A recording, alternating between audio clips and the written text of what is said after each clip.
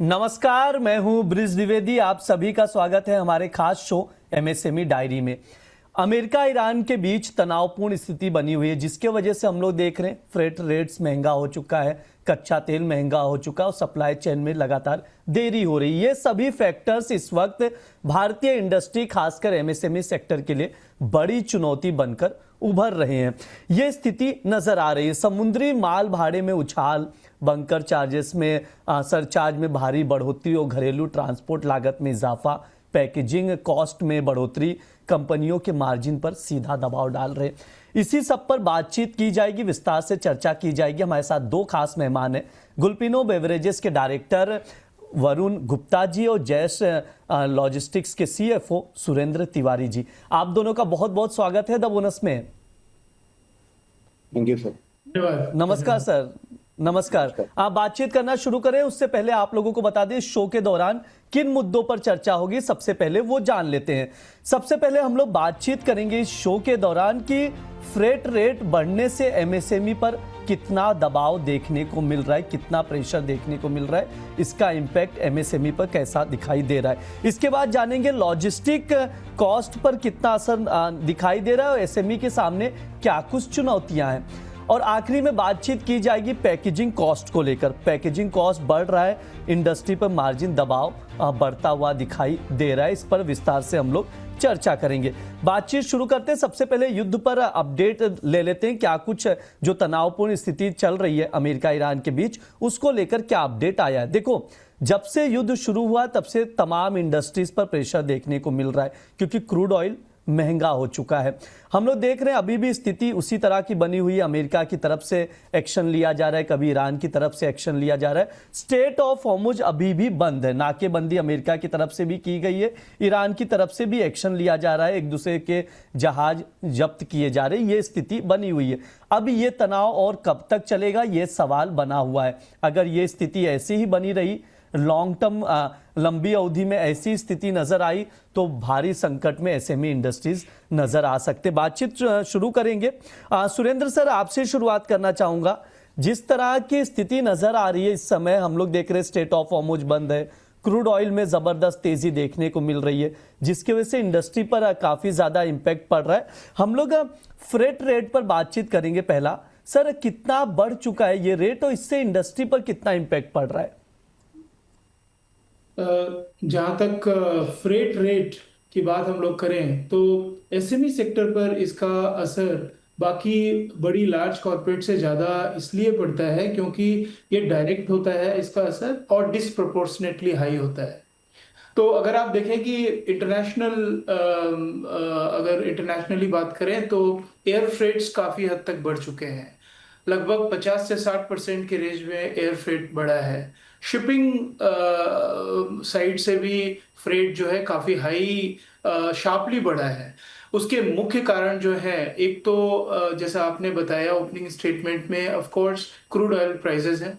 उसके अलावा जो आपके इंश्योरेंस हैं, तो इंश्योरेंस में वॉर रिस्क इंश्योरेंस का एक एलिमेंट जो आया है वो बहुत इस जो अभी डिस्प्यूट चल रहा है या अभी जो वॉर की स्थिति बनी हुई है उसके पहले तक इसका बहुत ज़्यादा रेट नहीं हुआ करता था, लेकिन 10 गुना से ज़्यादा बढ़ने की वजह से इसका सीधा असर इंश्योरेंस कॉस्ट और फ्रेट बिल्ट इन हो जाता है। उसी तरह अगर आप जो है सरचार्ज, फ्यूल सरचार्ज भी ऐड हुआ है। जैसे जैसे फ्यूल का प्राइस बढ़ता है, एक टेम्पररी शॉक को एब्जॉर्ब करने के लिए सरचार्ज को इंट्रोड्यूस किया जाता है। इसके अलावा अगर आप डोमेस्टिकली देखें तो डोमेस्टिकली वैसे तो रिटेल पेट्रोल डीजल की कीमतों पर भारत सरकार ने अंकुश लगाया है बहुत अच्छे तरीके से। इसकी वजह से हमारे आपके ऊपर तुरंत इसका असर नहीं पड़ रहा है। डीजल में थोड़ी बढ़ोतरी हुई थी जिसको एब्जॉर्ब कर लिया गया थ्रू एक्साइज ड्यूटी कट। लेकिन इसके अलावा भी अगर आप देखें इंडस्ट्रियल सेगमेंट में, तो इंडस्ट्रियल अभी रिसेंट न्यूज आई कि कांडला और मुंद्रा एयरपोर्ट के पास में, वहां पर उस रूट पे ट्रांसपोर्टर्स ने लगभग 20% ट्रांसपोर्टेशन कॉस्ट बढ़ा दिया। उसका मुख्य कारण यह है कि जो बल्क डीजल है और उसका कॉस्ट बढ़ने की वजह से और इंडस्ट्रियल डीजल का शॉर्टेज की वजह से। तो देयरफॉर अगर देखें कि इन सारे वजहों से अगर फ्रेट कॉस्ट बढ़ता है और बढ़ा भी है, तो उसके वजह से कॉस्ट पे सीधा सीधा असर पड़ता है। और एसएमई का जो सबसे बड़ा पेन होता है वो, जैसे मैंने बताया कि वो पास ऑन नहीं कर सकते इतनी जल्दी से, और क्योंकि उसमें एक बिजनेस को कंट्रोल करने की, बिजनेस को रिटेन करने की कस्टमर तुरंत मानता नहीं है। लार्ज कॉर्पोरेट जो है फ्रेट कॉस्ट को काफी हद तक निगोशिएट करने की कैपेसिटी में रहते हैं, तो एसएमई के लिए ये दबाव की स्थिति है। वरुण सर, आपके पास आऊंगा। जैसा कि सुरेंद्र सर भी बता रहे हैं इस वक्त की 40 से 50% फ्रेट रेट बढ़ चुका है। आपसे समझेंगे कि अगर ये स्थिति ऐसी ही बनी रही, मतलब युद्ध चलता रहा, क्रूड महंगा होता गया और ट्रांसपोर्टेशन कॉस्ट ऐसे ही बढ़ता रहा, तो जो एसएमईज इंडस्ट्रीज है उस पर क्या असर दिखाई दे रहा है अभी और आने वाले समय पर? अगर ये 4-5 महीने ऐसी स्थिति बनी रही तब क्या असर दिखाई देगा? कितनी बड़ी चुनौती है ये? सर, अभी आप समझें कि ये फ्रेट कॉस्ट बढ़ने की वजह से जो मार्केट की डिमांड थी वो कम से कम 70% कम हो चुकी है, क्योंकि फ्रेट की वजह से हमें अपने प्रोडक्ट के रेट बढ़ाने पड़ रहे हैं, जिस वजह से जिसको आगे रिटेलर या आपके डिस्ट्रीब्यूटर्स हमारे रेट बढ़ाने के लिए रेडी नहीं रहते हैं। तो ये बहुत बड़ा सामने हमें कंपटीशन फेस करना पड़ रहा है, और इस वजह से आगे मतलब बहुत लंबे समय तक ये टिके पाने की उम्मीद नहीं लग रही है। बस एक आध महीना खींच सकते हैं, उससे ज्यादा नहीं कर पाएंगे। ठीक है। सर, सुरेंद्र सर, एक चीज और आपसे समझना चाहेंगे, क्या एक्सपोर्ट्स पर भी आने वाले समय पर और प्रेशर देखने को मिलेगा? क्योंकि ऑब्वियसली बात है, शिपिंग कॉस्ट, ट्रांसपोर्टेशन कॉस्ट सब कुछ अगर बढ़ रहा है तो आने वाले समय पर इंडस्ट्री पर और प्रेशर देखने को मिलेगा। और एक्सपोर्ट्स के आंकड़े क्या कह रहे हैं सर, अभी कितना दबाव है? सर, इसमें कोई दो राय नहीं है कि जब प्रोडक्शन पर, क्योंकि दो दो चीजें हैं, एक है कॉस्ट, इनपुट कॉस्ट बढ़ रही है, फ्रेट कॉस्ट बढ़ रहा है, पैकेजिंग कॉस्ट बढ़ रहा है, तो उन सारे का असर मार्जिन पर दिखता है। ये हो गया एक तरफ। दूसरी तरफ शॉर्टेज होने की वजह से प्रोडक्शन नहीं ज्यादा बढ़ पा रहा है। तो प्रोडक्शन अगर चैलेंज में आता है तो नेचुरली वो एक्सपोर्ट को भी असर करता है और डोमेस्टिक सप्लाई को भी असर करता है। और इस कारण से आप ये समझ सकते हैं कि जब प्रोडक्शन कई कई इंडस्ट्री में, क्योंकि ये एमएसएमई सेक्टर इतना बड़ा है, उसमें अलग अलग सेक्टर में अलग इम्पैक्ट देखने को मिल रहा है। ग्लास सेक्टर में प्रॉब्लम्स दूसरे तरीके की हैं, जहां पर एनर्जी क्राइसिस की वजह से प्रोडक्शन पर हैम्पर हो रहा है। केमिकल इंडस्ट्री में और पेट्रोकेमिकल प्रोडक्ट के डिपेंडेंट वाले इंडस्ट्री में, चाहे वो पैकेजिंग हो, चाहे टेक्सटाइल्स हो, चाहे केमिकल हो, फर्टिलाइजर हो, इन सब पर भी प्रोडक्शन पर असर पड़ा है। तो आप समझे कि मतलब एक सीवियर इम्पैक्ट वाली स्थिति है। वरुण सर, ये भी बताइए, क्या कैश फ्लो को लेकर भी गंभीर स्थिति नजर आ रही है और इससे निकला कैसे जाए? मतलब कोई भी अगर इंडस्ट्री में है तो सरवाइव तो उसको करना है। कैश फ्लो को लेकर क्या कुछ चैलेंजेस फेस करने पड़ रहे हैं और इसका निवारण क्या है? मतलब क्या रणनीति बनाए इंडस्ट्री जो इस प्रॉब्लम से निकल सके या संभल सके इंडस्ट्री? कैश फ्लो में ये है, रॉ मटेरियल के बल्क में परचेज करना पड़ता है, तो जिसमें बहुत ज़्यादा इन्वेस्टमेंट लग जाता है। और जब मतलब इसका मेजर जो इसका अगर कोई सोल्यूशन है तो ये है कि जब ऑफ सीजन रहता है, जैसे हमारा, मैं कोल्ड ड्रिंक इंडस्ट्री की बात करूं तो हमारा ऑफ सीजन रहता है सितंबर, अक्टूबर, नवंबर के टाइम पे। उस टाइम पे रेट कुछ डाउन रहते हैं आरएम के, तो उस टाइम में परचेज करना बेनिफिशियल है ये कोल्ड ड्रिंक इंडस्ट्री में।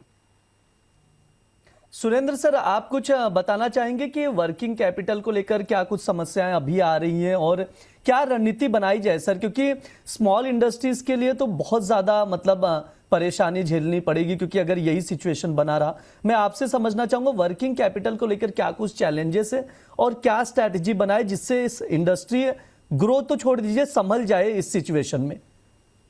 जी जी जी। तो अभी जो सबसे बड़ा प्रॉब्लम, इसका असर कैश फ्लो और वर्किंग कैपिटल पर कैसे पड़ता है, जैसे अभी हमारे फेलो पैनलिस्ट ने भी बताया। तो एक एक चीज है कि कॉस्ट, सिर्फ एक कॉस्ट नहीं बढ़ रहा है, रॉ मटेरियल कॉस्ट बढ़ रहा है, at the same time packaging cost बढ़ रहा है, फ्रेट का कॉस्ट बढ़ रहा है, आपका लेबर कॉस्ट भी बढ़ रहा है। लेबर कॉस्ट में कुछ एग्जांपल्स अभी टीवी न्यूज़ में और न्यूज़ चैनल्स में हम सबने देखा कि सूरत में किस तरह से प्रवासी मजदूर अपने घर की तरफ लौट रहे हैं क्योंकि कुकिंग गैस के शॉर्टेज की वजह से। मौरबी में जहां सिरेमिक्स की इतनी बड़ी हब है वहां भी कुछ इस तरह से ही देखने को मिला। तो ये सारे कॉस्ट एलिमेंट बढ़ने से पैसा ब्लॉक हो जाता है, और कॉस्ट बढ़ने से आपका तुरंत प्राइस आप बढ़ा नहीं सकते, प्राइस बढ़ने में टाइम लगता है और उसको एक्सेप्ट होने में टाइम लगता है, तो इसके लिए आपका पैसा ब्लॉक होता है, तो कैश फ्लो वहां पर सीवियरली इंपैक्ट हो रहा है। रिसीवेबल्स, जो पैसा हमको मिलने वाला है, तो क्योंकि ये एक अनयूजुअल सिनेरियो है, इस कारण से सारे इंडस्ट्रीज, सारे बिजनेस हाउसेस इससे अफेक्ट हो रहे हैं, तो पैसा रिकवरी होने में डेटर जो है पैसा रिसीवेबल्स में डिले कर देते हैं। तो जो हमारा ये साइकिल बड़ा हो जाता है वो, और इसके बाद कई बार प्रेशर बाइंग होती है, जैसे पैनिक बाइंग होती है कि हमें अगर हमें जो है हो सकता है 2 वीक के बाद में और भी ज्यादा सिचुएशन खराब हो जाए, तो इन्वेंट्री चलो हम खरीद लेते हैं और वो बढ़े हुए दाम में आती है, तो इस कारण से हमारा कैश वहां फिर से ब्लॉक हो जाता है। तो एक तरफ पैसा डिले, जो पेमेंट है वो डिले हो रहा है, दूसरी तरफ कॉस्ट तुरंत हमें पे करना पड़ रहा है, इसका असर हमारा कैश फ्लो पर पड़ता है और देयरफॉर वर्किंग कैपिटल साइकिल हमारी लंबी हो जाती है, जो अल्टीमेटली हमारा प्रॉफिट को भी असर करता है। लेकिन कैश क्रंच इमीडिएट प्रॉब्लम है, प्रॉफिट तो बाद में असर करेगा जब अकाउंट्स बनेगा, लेकिन कैश क्रंच इमीडिएट प्रॉब्लम है। देयरफॉर वर्किंग कैपिटल की वजह से गहरा संकट उत्पन्न हो गया है, और जिससे कि आपका आप समझ लीजिए कि इन सारी चीजों का एक मिला जुला असर ये होने वाला है कि हमारा Q1 का जो परफॉर्मेंस है वो काफी स्ट्रेस में है। आपने मोरबी और सूरत जैसी जगहों का जिक्र भी किया, वहां पर जो रिपोर्ट्स आ रही हैं वो यही बता रही हैं कि प्रोडक्शन में गिरावट देखने को मिली है, जो कि एक इंडस्ट्री के लिए देखा जाए, इंडस्ट्रीज के लिहाज से तो काफ़ी चिंता का विषय है। Varun sir, packaging cost per आपसे समझना चाहूँगा, क्या जो रिपोर्ट्स कह रही हैं कि 15 से 20% पैकेजिंग कॉस्ट बढ़ गया है, सर आप बताइएगा, बेहतर तरीके से आप बता पाएंगे क्योंकि इस इंडस्ट्री से जुड़े हुए, एफएमसीजी सेक्टर को कितना इम्पैक्ट डाला और पैकेजिंग कॉस्ट में कितना इजाफा हुआ है? सर मेरे हिसाब से अप्रोक्सीमेट 40 to 45% पैकेजिंग कॉस्ट बढ़ चुकी है। अगर मैं अपनी इंडस्ट्री की बात करूं, मतलब हमारा जैसे सॉफ्ट ड्रिंक मैन्युफैक्चरिंग का बिजनेस है, तो एक तो हमारे पास में लो मार्जिन रहता है क्योंकि हमारी 10 रुपीज MRP का प्रोडक्ट है, बहुत ही लो कॉस्ट का प्रोडक्ट है जिसमें मार्जिन बहुत ही लो होता है, बहुत ही मिनिमम होता है।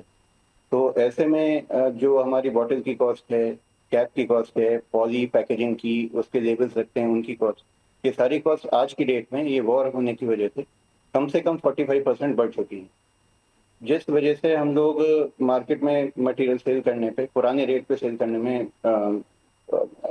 नहीं कर पा रहे हैं बिल्कुल भी, और आगे हमारे डिस्ट्रीब्यूटर्स हमसे टूट रहे हैं, रिटेलर्स हमसे टूट रहे हैं।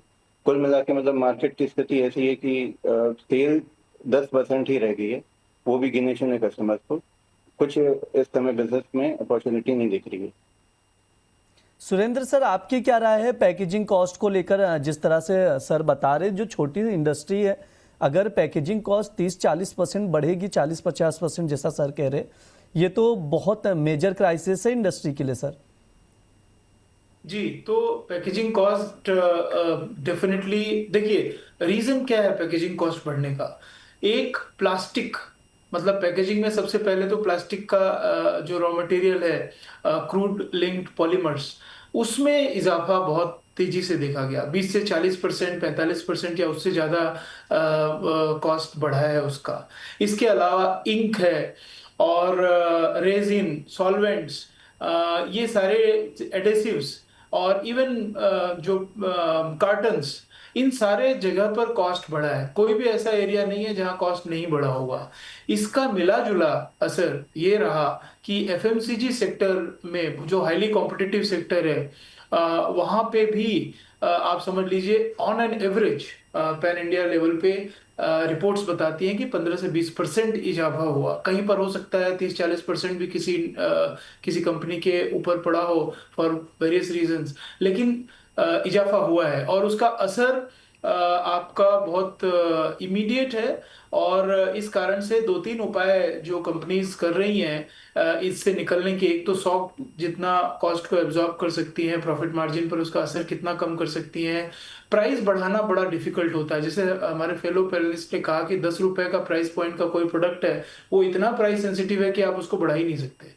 तो उसकी वजह से अब कॉस्ट को एब्जॉर्ब करने की बारी आती है। तो या तो आप उसको एक तरीका ये भी अपना रहे हैं लोग कि उसका जैसे मान लीजिए 200 ml का कोई भी है 10 रुपए प्राइस पॉइंट में, उसको 185 ml 170 ml कर दे रहे हैं, रिड्यूस कर रहे हैं, श्रिंक कर रहे हैं साइज को फॉर वेरियस, क्योंकि उसके अलावा और कोई रास्ता नहीं है। या फिर प्राइस जो बढ़ा पा रहे हैं वो प्राइस बढ़ा ले रहे हैं। तो सीवियर इम्पैक्ट तो है इसका। पास ऑन की बातचीत हो रही थी सुरेंद्र सर, क्या ऐसा नहीं हो सकता कुछ परसेंटेज कस्टमर्स को पास ऑन किया जाए बेयर करने के लिए कॉस्ट को? जी बढ़ा भी है एफएमसीजी सेक्टर में, कई अच्छा। ऑर्गेनाइजेशंस ने कॉस्ट को बढ़ाया है, प्राइस को बढ़ाया है। बट अगेन ब्लैंकेट ऐसा नहीं है। और अभी ये भी रिपोर्ट्स आ रही हैं कि बहुत सारे ऑर्गेनाइजेशन बढ़ाने के फिराक में ही है, मतलब there is no other option but to increase. आप देखिए जो क्रूड ऑयल प्राइसेस अभी हमारे हमने रोक के रखे हुए हैं फॉर रीजंस, तब तक हम इसको गवर्नमेंट एक स्ट्रेटेजिक डिसीजन ले कि कितने दिन ये चल सकता है और कैसे करें। तो ये इनएविटेबल है रेट बढ़ना। वरुण सर, आपका क्या व्यू है, पास ऑन करना चाहिए? आप लोग भी ऐसी कोई तैयारी कर रहे हैं कि कस्टमर को पास ऑन किया जाए, या आपने ऑलरेडी पास ऑन किया है कुछ कॉस्ट बेयर करने के लिए? अभी हमने नहीं किया है, बट हाँ हम लोग भी प्लानिंग कर रहे हैं कि जैसे कुछ बड़े प्लेयर्स जब तक इस इंडस्ट्री में आगे पास ऑन करेंगे तो हम लोग भी उसका कुछ प्लानिंग करेंगे। जैसे अगर अभी कुछ बड़े ब्रांड्स हैं, मैं नाम नहीं लेना चाहूंगा, बट हाँ उनका आप समझें कि एमआरपी पे वो लोग होलसेलर को दे रहे हैं, जो एमआरपी का उनका रेट है उस पर वो होलसेलर को दे रहे हैं। होलसेलर उसमें और 5 रुपए इजाफा करके रिटेलर को दे रहा है और बोल रहा है कि रिटेलर उसको 10 रुपए, मतलब एमआरपी से 10 रुपए महंगे में मार्केट में सेल करे। तो ऐसा मार्केट में चल रहा है इस समय। वरुण सर, एक चीज और आपसे समझना चाहूंगा, जैसे प्लास्टिक है, ग्लास और मेटल पैकेजिंग कॉस्ट बढ़ रहा है, तो विकल्प भी तो हमारे पास सीमित है। जैसे पेपर का एक ऑप्शन आता है, लेकिन पेपर में हर चीज पैकेजिंग पॉसिबल भी तो नहीं होगी। ऐसा कोई विकल्प है जो आप लोग चेंज कर सके पैकेजिंग? नहीं सर, कार्बोनेटेड सॉफ्ट ड्रिंक है, इसको हम लोग अगर सपोज करिए हम लोग टेट्रा में लाना चाहें तो भी नहीं ला सकते। ये हमारी मजबूरी है, प्लास्टिक में ही रखना पड़ेगा। सुरेंद्र सर, इस पे आपसे भी मैं राय लूंगा, अगर कोई विकल्प नहीं हो सकता क्या? क्योंकि देखो एनर्जी क्राइसिस आज आया है, लेकिन सपोज 10 साल 5 साल बाद फिर आए, फिर युद्ध हो कभी, तो अगर ऐसे हमेशा एनर्जी क्राइसिस में इंडस्ट्री डाउन होगी तो काफी ज्यादा दिक्कतें हैं, स्पेशली अगर पैकेजिंग की बात की जाए। कोई विकल्प नहीं है क्या? मतलब सब लोग मिलके विकल्प जरूर खोजेंगे इस क्राइसिस से, ये ऐसा लग रहा है।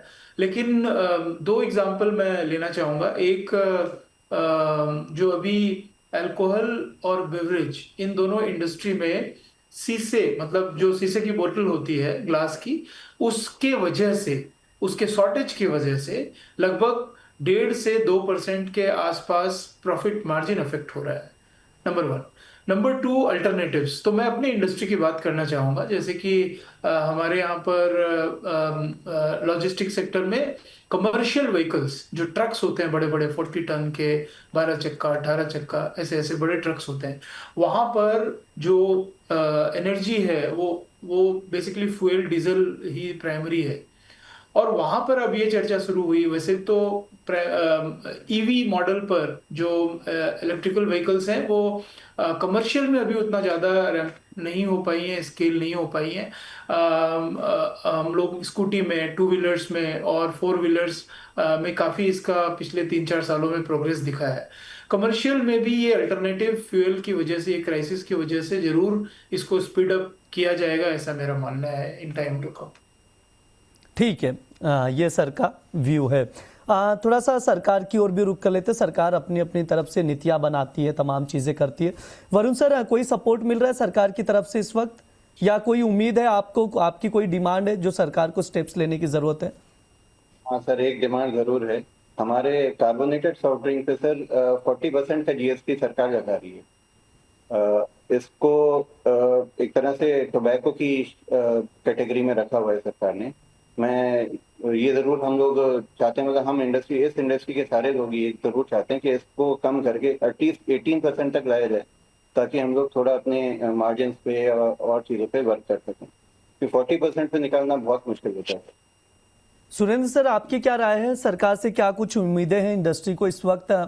सरकार को भी कोई स्टेप्स लेने की जरूरत है, ऐसा कोई जिससे इंडस्ट्री बच सके? सर, मुझे जहाँ तक लगता है कि सरकार ने राइट फ्रॉम डे वन काफी स्टेप्स लिए हैं। हम लोग जरूर ये चर्चा कर सकते हैं कि वो सफिशिएंट है, नहीं सफिशिएंट है, आगे क्या कर सकते हैं। जैसे क्रूड ऑयल में आप देखें, रिटेल फोकस एरिया को तुरंत सरकार ने आइडेंटिफाई किया कि हॉस्पिटल में गैस की सप्लाई या किसी तरह की बाधित नहीं होनी चाहिए। घर में, हमारे और आपके घर में चूल्हा जलते रहना चाहिए, इसलिए कमर्शियल गैस को उन्होंने रिस्ट्रिक्ट किया, उसको शॉर्ट किया। लेकिन जो हमारे डोमेस्टिक सप्लाई है उसको बाधित नहीं होने दिया। तो एनर्जी को लेकर के लिमिटेशंस है, क्योंकि अगर हम डिपेंडेंट हैं गैस से 50% से ज़्यादा अगर इंपोर्ट होगा तो आप कुछ भी कर लीजिए, वो शॉर्टेज रहेगा। कोल एक अल्टरनेटिव जरूर था, जिससे कि 80-85% हम लोग जो है डोमेस्टिकली उसका उत्पादन करते हैं, बट स्टिल वो सब्स्टिट्यूट गैस का नहीं हो सकता। इस कारण से लिमिटेशन को समझते हुए सरकार ने काफी कदम उठाए हैं, जिससे कि बहुत सारे सप्लाई चेन बाधित कम से कम हो सके।